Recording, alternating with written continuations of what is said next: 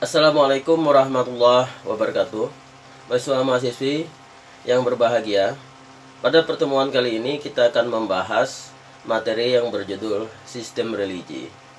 Sebagaimana kita ketahui, di dalam antropologi terdapat 7 unsur kebudayaan dan 3 wujud kebudayaan menurut Profesor Kuncharaningrat. Nah, di dalam 7 unsur kebudayaan tersebut ada yang namanya sistem religi. Maka mari kita mendengarkan, menyimak bersama-sama materi perkuliahan ini. Dan bahan utama perkuliahan ini saya gunakan dari buku Profesor Kuncharaningrat almarhum berjudul Pengantar Antropologi. Mari menyimak bersama-sama. Baik mahasiswa sekalian, kita lihat dalam tayangan whiteboard ini ada 2 materi yang akan kita bahas dalam kesempatan yang sangat berbahagia ini, dengan judul utama sistem religi. Nah, materi pertama adalah kita ingin mengetahui bagaimana perhatian antropologi terhadap sistem religi. Ini materi pertama. Materi kedua, kita akan membahas unsur-unsur khas dalam sistem religi. Jadi, apa saja sih yang mempengaruhi atau yang berkenaan dengan sistem religi tersebut? Baik, kita perhatikan bahwa perhatian antropologi terhadap sistem religi ini, pertama, ini terkait dengan upacara keagamaan.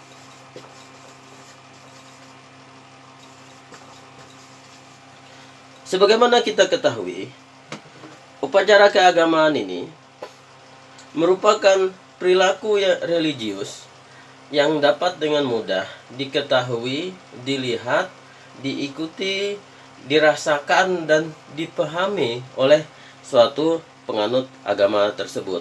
Artinya, upacara keagamaan pada dasarnya melibatkan ada banyak orang dalam satu kegiatan pada satu momen tertentu, sehingga dengan mudah untuk diikuti atau disaksikan oleh orang lain. Kita mengenal ada banyak sekali upacara-upacara keagamaan tersebut. Dalam Islam, upacara keagamaan bisa kita sebut dengan misalnya sholat berjamaah, ibadah puasa, maupun peringatan hari-hari besar agama Islam. Yang kedua, unsur khas. Unsur khas ini yang kedua, bukan saya ralat, kita akan membahas tentang perhatian antropologi ini karena upacara-upacara keagamaan sebagai bagian terpenting dari sistem religi juga dijadikan sebagai bahan etnografi. Jadi para antropolog sangat memiliki perhatian kuat dengan upacara-upacara keagamaan ini. Berbagai kegiatan manusia yang berhubungan dengan Tuhan dan kekuatan-kekuatan adikodrati yang lain itu sangat menuntut dan sangat menarik perhatian para antropolog. Saudara-saudara sekalian, dalam upacara keagamaan tersebut yang menjadi perhatian para antropolog, bagaimana manusia begitu mempercayai adanya kekuatan, adanya peristiwa-peristiwa sakral yang terjadi dalam upacara tersebut. Dengan demikian, setiap upacara keagamaan semakin berbeda, semakin unik. Disitulah letak sesuatu yang semakin menjadi perhatian para antropolog tersebut. Kita lihat misalnya dalam agama Islam tidak hanya ritual sholat, tetapi juga bagaimana dalam menjalani Maulid Nabi Muhammad SAW pada masyarakat Banjar dilakukan pembacaan salawat, pembacaan puji-pujian kepada Nabi Muhammad SAW. Itu juga diikuti dengan kegiatan musik pemukulan alat terbang rebana yang mengikuti pembacaan salawat tersebut. Sehingga ini menjadi hal-hal yang menarik dan perhatian para antropolog tersebut. Nah, dari dua hal tersebut, maka kita akan melihat kemudian bergerak pada pembahasan selanjutnya unsur-unsur khas dalam sistem religi. Unsur khas itu pertama dalam sistem religi, pertama ada emosi keagamaan, kemudian ada sistem keyakinan, kemudian sistem upacara keagamaan, kemudian bagaimana suatu umat itu menganut religi tersebut. Kita akan bahas satu persatu. Saudara-saudara sekalian, dalam sistem religi ada namanya emosi keagamaan. Semua aktivitas manusia berkaitan dengan kegiatan-kegiatan keagamaan muncul dengan adanya satu getaran jiwa yang dinamakan emosi keagamaan. Kita bikin analoginya begini saja. Nah, getaran-getaran ini membuat manusia merasa ada sesuatu yang ingin dilakukan atau sesuatu yang ingin direpresikan, yang mendorong orang untuk melakukan tindakan-tindakan yang bersifat religius. Emosi keagamaan ini juga yang menyebabkan suatu benda atau tindakan, bahkan suatu gagasan, mendapatkan sesuatu yang namanya sakral. Nah, artinya sesuatu yang bernilai sakral ini menjadi sangat penting dalam kegiatan keagamaan tersebut. Sehingga sakral itu, maka sesuatu menjadi tidak mudah untuk disentuh atau diperlakukan dengan sangat istimewa. Kita lihat misalnya di daerah Kalimantan Selatan ini, tempat-tempat disakralkan seperti makam dengan tanda misalnya ada kain kuning. Tempat-tempat sakral, tempat ibadah seperti masjid. Ini ada tindakan-tindakan tertentu yang hanya bisa dilakukan di tempat tersebut, dan tindakan-tindakan tersebut yang biasanya dilakukan di tempat lain tetapi dilarang di tempat tersebut. Nah, selain itu kita juga mengenal adanya sistem keyakinan. Sistem keyakinan ini berkenaan dengan adanya konsepsi tentang dewa, roh, berkaitan tentang makhluk halus,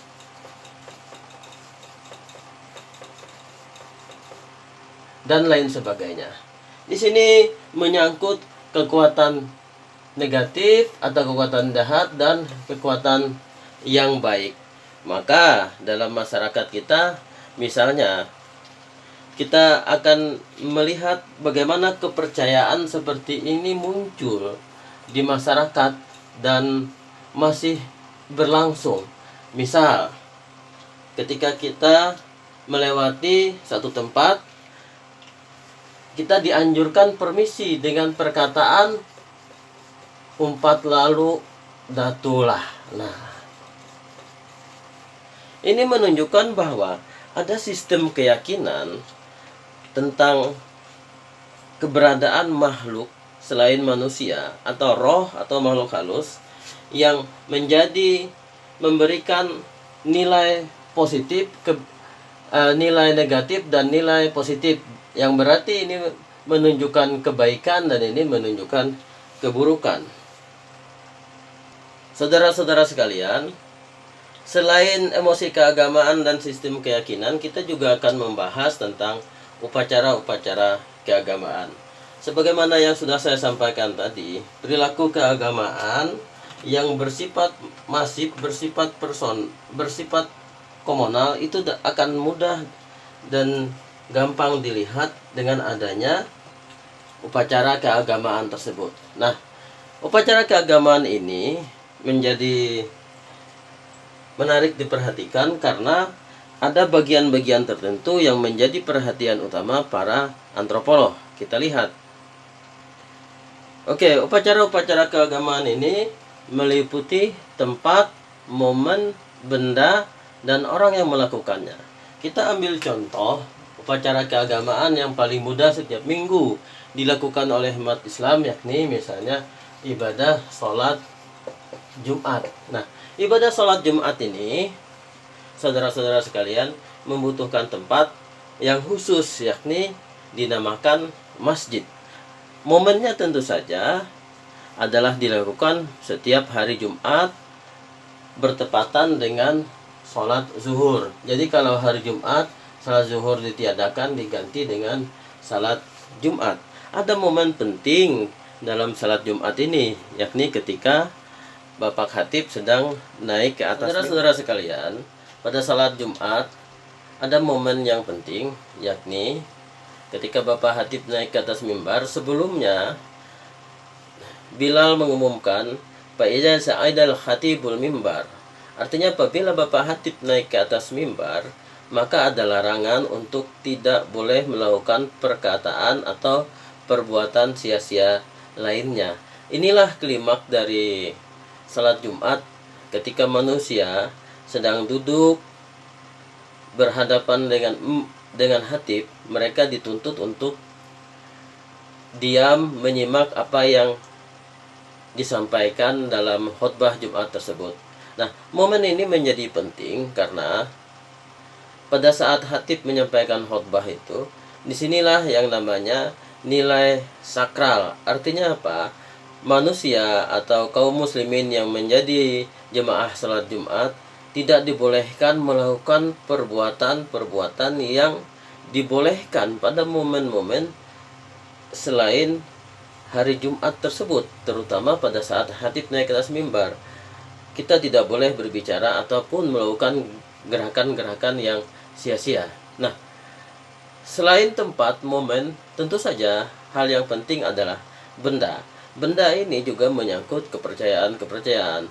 Dalam tradisi masyarakat, misalnya di Kalimantan Selatan, terutama kalangan orang Nahdlatul Ulama, khatib naik ke atas mimbar, mereka menggunakan tongkat dan mimbarnya bertangga, bukan mimbar seperti podium.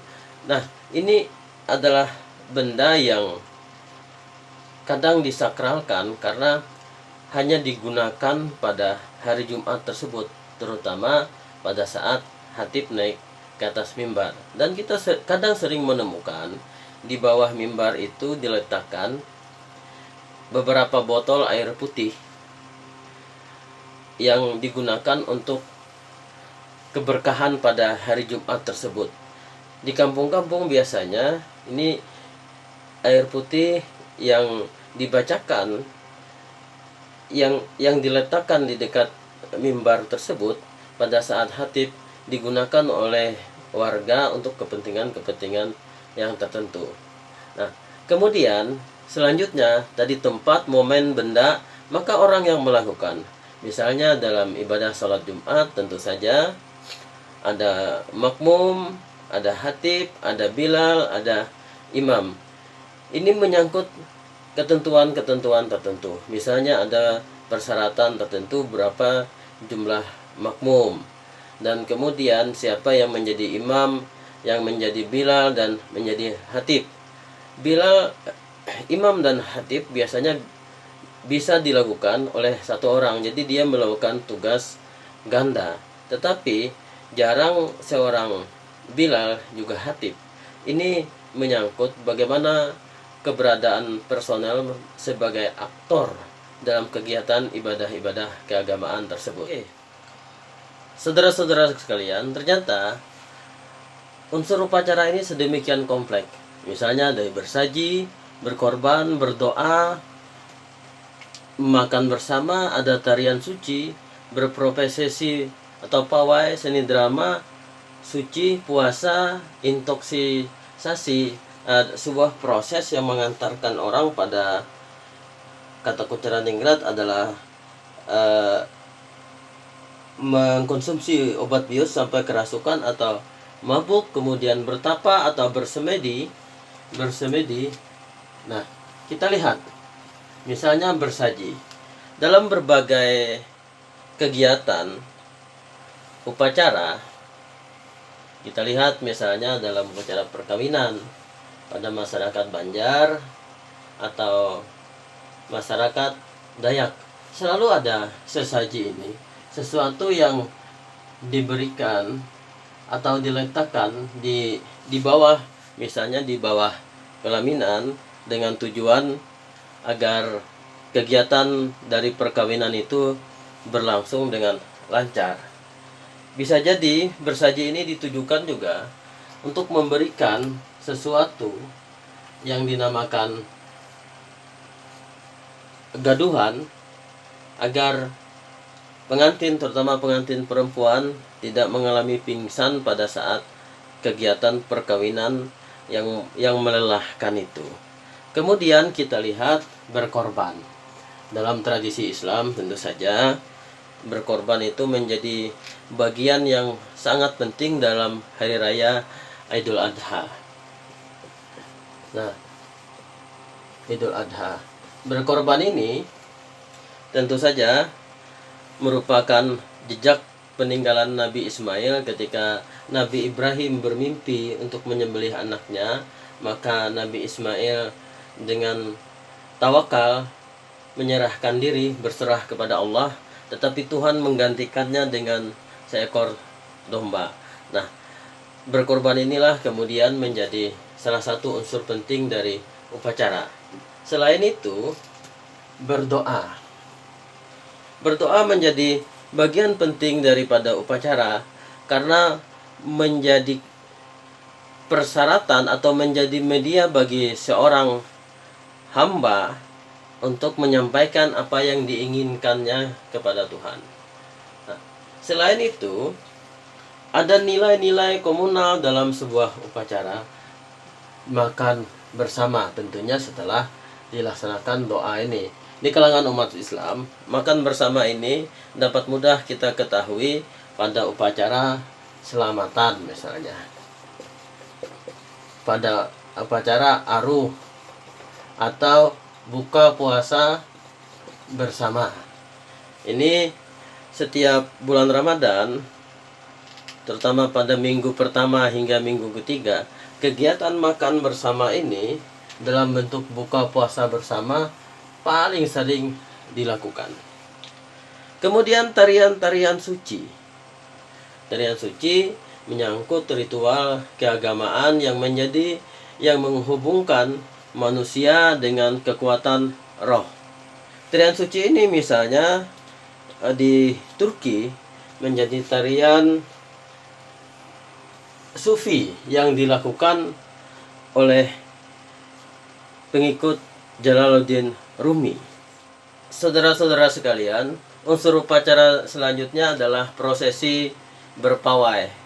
Pawai sebagaimana kita ketahui mengundang ada banyak massa berjalan dari satu titik ke titik yang lain.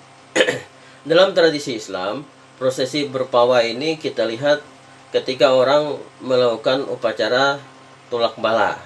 Jadi rombongan orang yang di depannya membacakan bacaan-bacaan penolak bala, dan ada banyak orang, puluhan bahkan ratusan, mengikuti di belakang dan ikut membaca doa-doa penolak bala. Prosesi berpawai juga digunakan dalam tradisi misalnya ma'arak pengantin.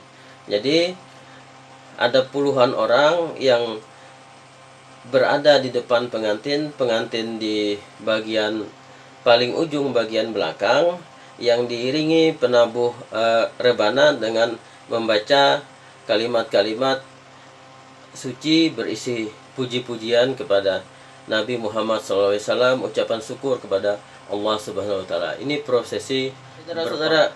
Saudara-saudara sekalian, tidak semuanya kegiatan seperti ini dilakukan dalam agama-agama, karena ada beberapa agama tertentu misalnya tidak melakukan. Kita melihat dalam Islam justru dominan juga puasa, tetapi ini juga dilakukan umat-umat atau sebelum Islam, bahkan agama-agama lain pun juga melakukan puasa. Kemudian bertapa atau bersemedi ini tidak dilakukan dalam ajaran Islam, kecuali dalam sejarah Nabi Muhammad melakukan uzlah di Goa Hira. Demikian unsur-unsur upacara dalam kegiatan religi ini. Kita akan melihat bagian yang lain. Saudara-saudara sekalian, sistem religi juga sangat menyangkut keberadaan umat suatu agama bersangkutan. Misalnya, dalam sholat, Islam mengajarkan kita untuk agar selalu sholat berjamaah karena pahalanya 27 rakaat. Dengan demikian, ini menuntut kehadiran umat Islam sebagai makmum, selain tentu saja keberadaan imam. Pada masa sekarang, selain sholat, juga kita lihat dalam kegiatan ceramah agama. Sejak dulu misalnya Ustadz Kiai Haji Zainuddin MZ yang terkenal dengan Dai 1000 umat, ini menyangkut keberadaan umat yang mengikuti ceramah agama. Saat ini misalnya Ustadz Abdul Samad, ketika beliau ceramah di mana saja, ada ribuan umat yang menghadiri ceramah-ceramah keagamaan beliau.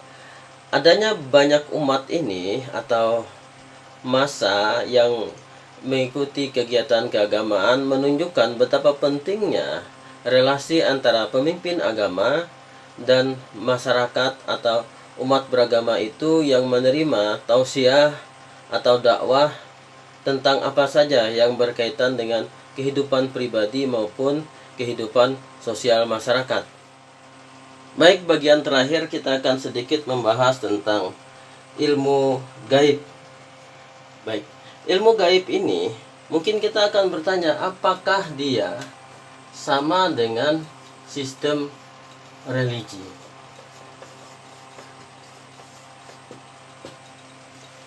Secara pada bagian-bagian tertentu, ilmu gaib dan sistem religi agak memiliki kesamaan. Misalnya ada doa, kemudian ada alat yang digunakan, ada waktu yang dilakukan.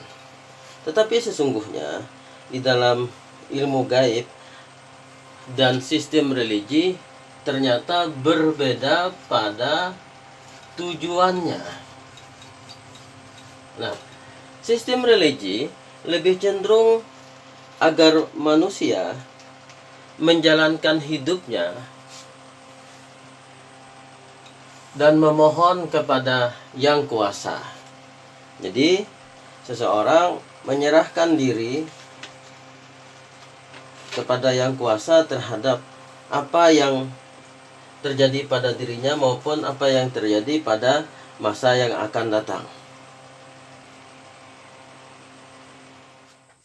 Mahasiswa-mahasiswaku sekalian, namun demikian antara ilmu gaib dan religi memiliki perbedaan yang sangat mendasar sekali, terutama pada tujuan dilakukannya suatu upacara. Dalam sistem religi terkandung emosi keagamaan, artinya manusia menyerahkan diri sepenuhnya pada kehendak Tuhan dengan terhadap apa yang terjadi ataupun yang akan terjadi pada dirinya. Sebaliknya, dalam ilmu gaib, manusia meminta kekuatan-kekuatan gaib, kekuatan-kekuatan roh, kekuatan dari makhluk-makhluk lain, ini dengan tujuan agar apa yang diinginkannya terkabul. Jadi dia menjalankan kehendaknya untuk tujuan-tujuan tertentu. Kita lihat misalnya dalam tayangan Ustadz Danu, bagaimana seorang yang di dalam tubuhnya ada unsur kekuatan gaib. Ini terjadi karena ada keinginan atau kehendak orang lain terhadap diri pemilik tubuh tersebut. Nah, dengan demikian jelaslah perbedaan tersebut, yakni dalam ilmu gaib ada kehendak manusia dalam memenuhi ambisinya. Saudara-saudara sekalian, demikian materi perkuliahan kita pada hari ini. Akan kita sambung pada pertemuan akan datang. Wabillahi taufiq wal hidayah. Wassalamualaikum warahmatullahi wabarakatuh.